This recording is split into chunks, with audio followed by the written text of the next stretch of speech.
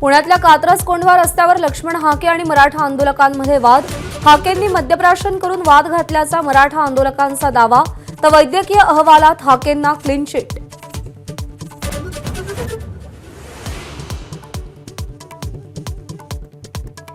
तर काल झालेल्या हल्ल्यामागे संभाजीराजेंसह कोल्हापूरच्या बड्या नेत्याचा हात असल्याचा लक्ष्मण हाकेंचा गंभीर आरोप। तर कॉल रेकॉर्ड चेक करण्याची हाकेंची मागणी।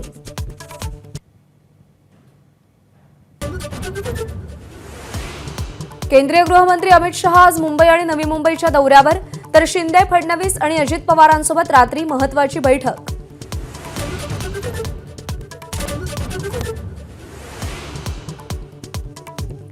महाविकास आघाडीच्या बैठकीत विदर्भातल्या बहुतांश जागांवर चर्चा, आव्हाडांची माहिती।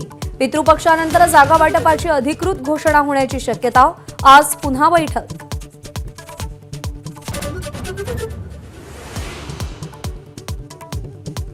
आजपासून काँग्रेसच्या इच्छुक उमेदवारांच्या मुलाखती। पृथ्वीराज चव्हाण, प्रणिती शिंदे, सतेज पाटील, अमित देशमुखांसह इतर नेत्यांवर उमेदवार निवडीची जबाबदारी।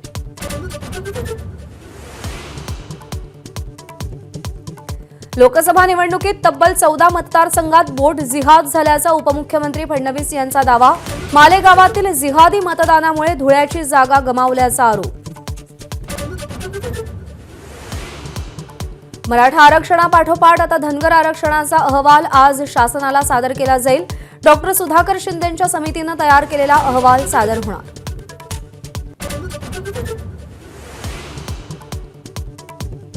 राष्ट्रवादी काँग्रेस आणि शिवसेना आमदार अपात्रता प्रकरणी आज सर्वोच्च न्यायालयात सुनावणी।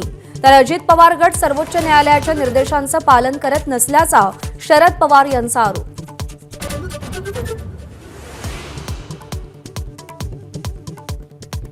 बीआरएसची प्रदेश शाखा राष्ट्रवादी शरद पवार पक्षामध्ये विलीन होणार। पुण्यामध्ये 6 ऑक्टोबरला जाहीर कार्यक्रमात पक्ष विलीनीकरण।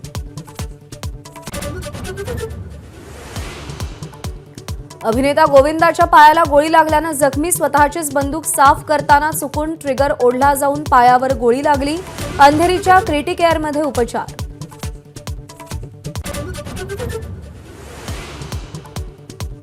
अमरावतीच्या मोर्शीचे आमदार देवेंद्र भुयारांची महिलांसोबत बाचाबाची झाल्याचा व्हिडिओ व्हायरल। भुयारांच्या कृतीचा महिलांकडून निषेध।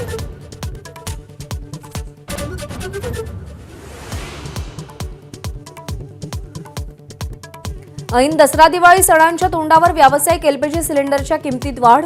आजपासून मुंबईमध्ये व्यावसायिक गॅस सिलेंडर 1692 रुपयांना। सीएसएमटीवरची गर्दी कमी करण्यासाठी 20 लोकल दादर स्टेशनवरून सोडण्याचा निर्णय। नव्या वेळापत्रकाची अंमलबजावणी 5 ऑक्टोबरपासून।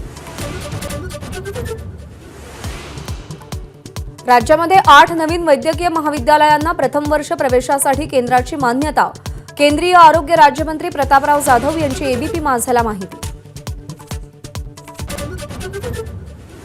लडाखमधील शिक्षण चळवळीचे प्रणेते सोनम वांगचुक यांना लडाख दिल्ली लाँग मार्च दिल्ली सीमेवर। प्रतिबंधात्मक आदेशानुसार वांगचुक दिल्ली पोलिसांच्या ताब्यात।